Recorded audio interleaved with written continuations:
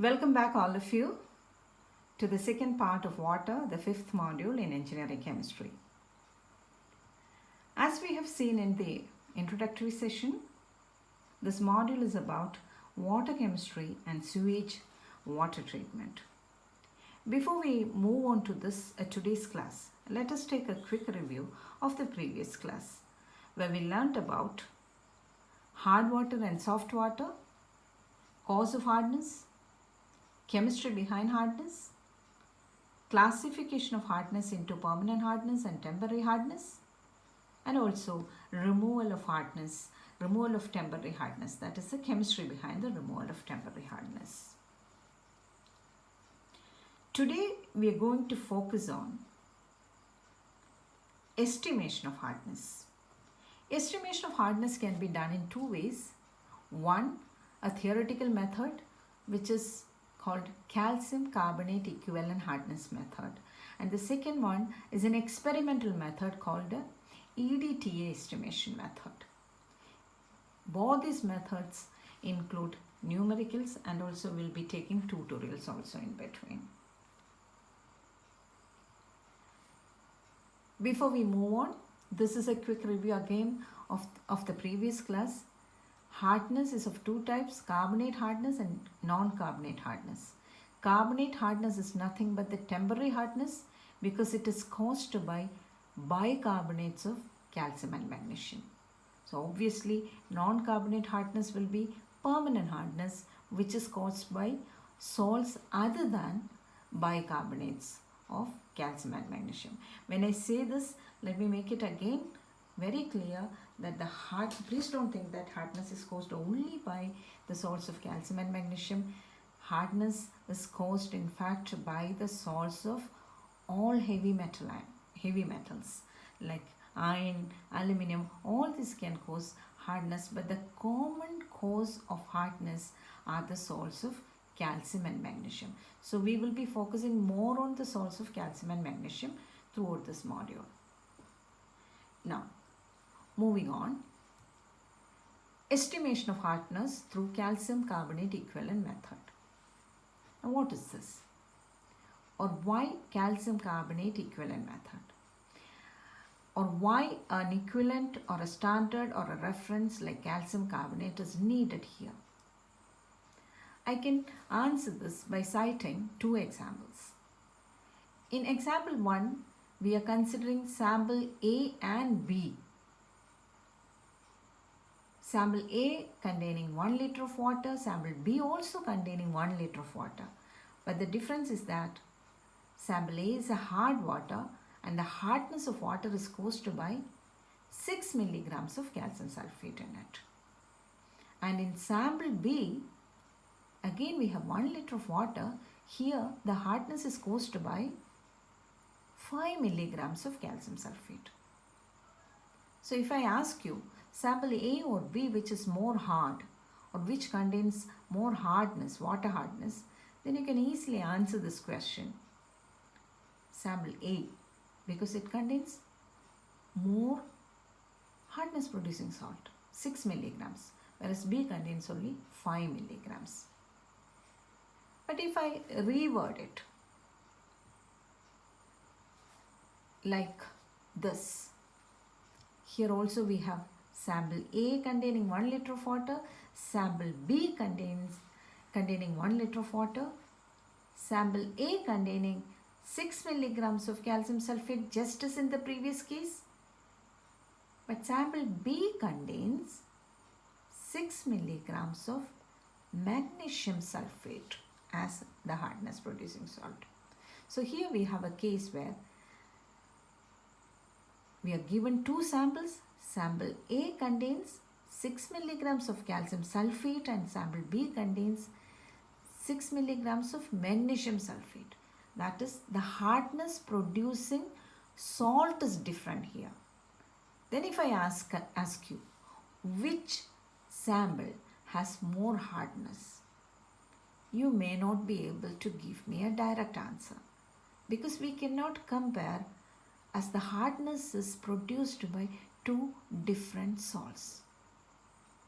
Here is where the relevance of a standard comes. what are we going to do now? We are going to convert the calcium sulfate hardness in terms of calcium carbonate hardness. And we are also going to convert magnesium sulfate hardness in terms of calcium carbonate hardness. So we are going to find the equivalent hardness of calcium sulfate in terms of calcium carbonate and also magnesium sulfate in terms of calcium carbonate. Then it will be easy for us to compare. We just have to look at the calcium carbonate hardness of both the cases and then compare. But the question is how to do this. We have a very simple equation to help us solve this problem, and that equation is m by m into 100. We can find the calcium carbonate equivalent hardness of any salt by using this equation m by m into 100, small m by capital M into 100, where small m is the mass of the hardness producing salt and capital M is the molecular weight of the hardness producing salt. Now what is 100? Does it represent the percentage? No. 100 is the molecular weight of calcium carbonate. Okay. So as I said, small m is the mass of the hardness producing salt and capital M is the molecular weight of the hardness producing salt. Now let us get back to the example. In the first example, sample A, we had 6 milligrams of calcium sulfate. Small m is 6. Capital M is 136, which is the molecular weight of calcium sulfate. So the equation becomes 6 by 136 into 100. That is 4.4 ppm. ppm is the unit, we'll come to that later. So 4.4 calcium carbonate equivalent hardness is present in sample A. Similarly, moving on to sample B, the equation will be 6 by 120, where 120 is the molecular weight of magnesium sulfate. 6 by 120 into 100, and the answer would be calcium carbonate equivalent hardness is 5 ppm. Now just compare it. In the first case, calcium carbonate equivalent hardness is 4.4 ppm. In the second case, calcium carbonate equivalent hardness is 5 ppm. In both the cases, we have converted in terms of the same salt. So it's very easy for us to compare and tell me which contains more hardness. Of course, it is sample B that contains more hardness. Now the question remains, why calcium carbonate is chosen as the standard? We can cite at least 3 reasons to justify the reason why calcium carbonate is chosen. 1, it is insoluble in pure water. 2, it is stable, that is, it is non-hygroscopic. And the third reason is an interesting one, that its molecular weight being 100, the calculations become very easy. Or if you are considering the equivalent weight of calcium carbonate, that also is 50, which again makes equations easy.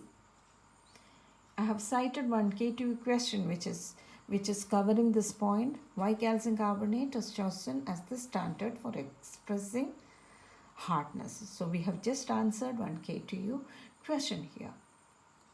Now let us move on. Units of hardness. What is a unit of hardness? The very common, the very popular units of hardness are milligrams per liter and ppm. Milligrams of calcium carbonate equivalent hardness per 1 liter of water. Similarly, ppm, parts per million. 1 part of calcium carbonate equivalent hardness per 1 million part of water. 1 million means 10 raised to 6. 1 million is 10 raised to 6. So, and remember, 1 milligrams per liter is exactly equal to 1 ppm. Or 5 milligrams per liter is exactly equal to 5 ppm. Okay, there are also other units in terms of which you can express hardness. These are degree French and degree Clark. Degree French means is very much similar to ppm. In ppm, we know it is 1 part of calcium carbonate equivalent hardness per 1 million part of water. Here, The only difference is that instead of 1 million part of water, we take 10 raised to 5, 10 raised to 5 parts of water. And degree Clark means we are considering only 70,000 parts of water. Okay. But for this session, we will be using milligrams per liter and ppm as units of hardness. Whatever I have said just now, I have shown it as a tabular column which you can refer by rewinding while you study this portion. Okay. Now, before I move on, I would like all of you to know the molecular weights of certain common salts. Why I'm saying this is, it is not necessary that KTU will be including the molecular weight of the hardness producing salts in the question. Rarely they do it, but commonly they don't do it. So we have to have an idea of the molecular weights.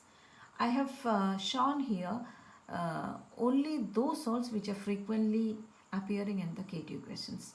That is chlorides of magnesium and calcium, nitrates of magnesium and calcium, sulfates of magnesium and calcium, bicarbonates of magnesium and calcium, and I've also included 2 more, sodium bicarb and bicarbonate ion.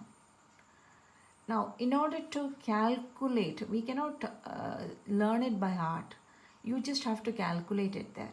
How to do that? For this, you may have to remember or memorize the atomic weights of certain common elements. Don't worry, most of these elements are very familiar to you and most of these numbers are also very familiar. For example, calcium 40, magnesium 24, sodium 23, oxygen of course you know 16, sulfur is just the double of it 32, hydrogen 1, carbon 12, chlorine 35.5, etc., etc. So this reference table has to be there. This has to be there in your mind so that by taking different combinations as per the requirement in the question, you can easily find the molecular weight of the salt asked in the question. Now let us move on with the tutorial. Here, the first question I have added is the basic question, what is ppm? We know that, we have seen that already. Parts of calcium carbonate equivalent, hardness per 10 raised to 6 parts of water or 1 million part of water. And 1 milligrams per liter is exactly equal to 1 ppm. Now moving on. The sums made easy. I have included certain KTU questions here. Two questions I have cited here. We are trying to answer these questions. So take your pen and paper and do it for me. A water sample contains 204 milligrams of calcium sulfate per liter. I'm starting with very simple question. Calculate the hardness. We already know because we've already calculated in the cited example, sample A. Similarly, here also, we already know the equation, that is n by m into 100, small m by capital M into 100, where small m is the mass of the hardness producing salt, capital M is the molecular weight, 136 in the case of calcium sulfate, into 100.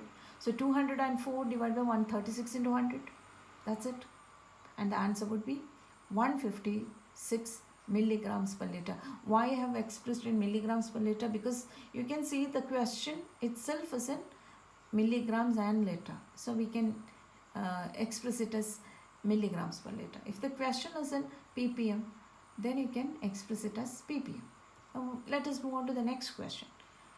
In a water sample, if calcium sulfate is the hardness producing salt and its concentration is 43 milligrams per liter, calculate its calcium carbonate equivalent hardness. What type of hardness does it cause? Okay, fine. Here also, small m by capital M into 100. What is small m? 43 milligrams per liter of calcium sulfate. And what is capital M? The hardness producing salt is calcium sulfate. So capital M is 136. So what is its calcium carbonate equivalent hardness? 43 by 136 into 100. But here is an additional, and the answer would be 31.6 milligrams per liter. But here there is a second part. What type of hardness is caused?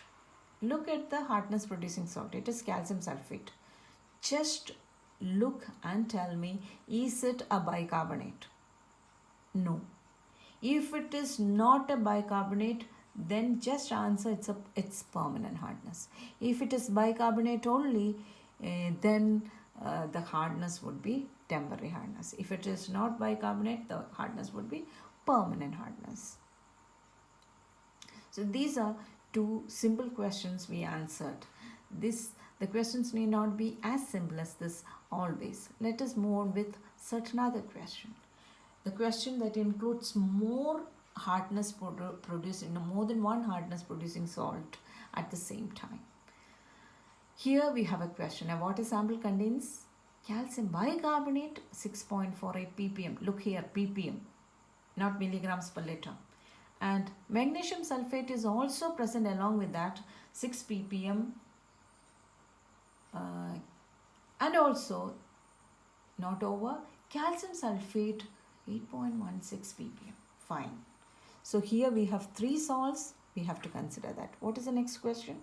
Yeah, here is another question. So 3 K2 questions. Question number 3, question number 4, question number 5.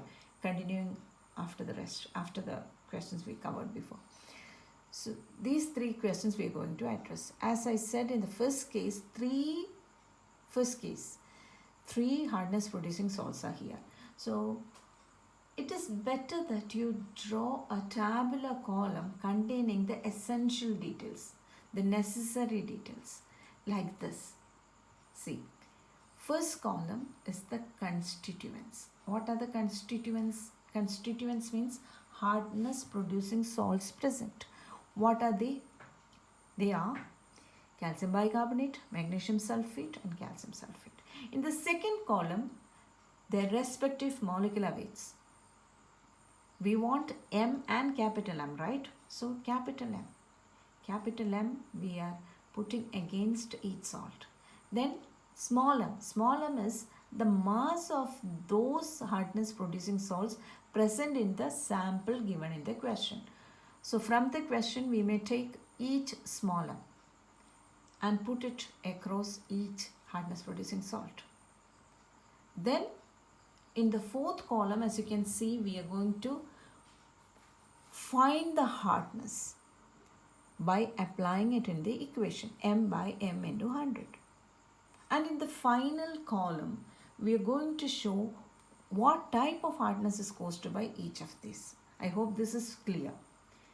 You can see in the first column, we have calcium bicarbonate, and the calcium bicarbonate 162 is the molecular weight. I'll just show, and its mass is 6.48.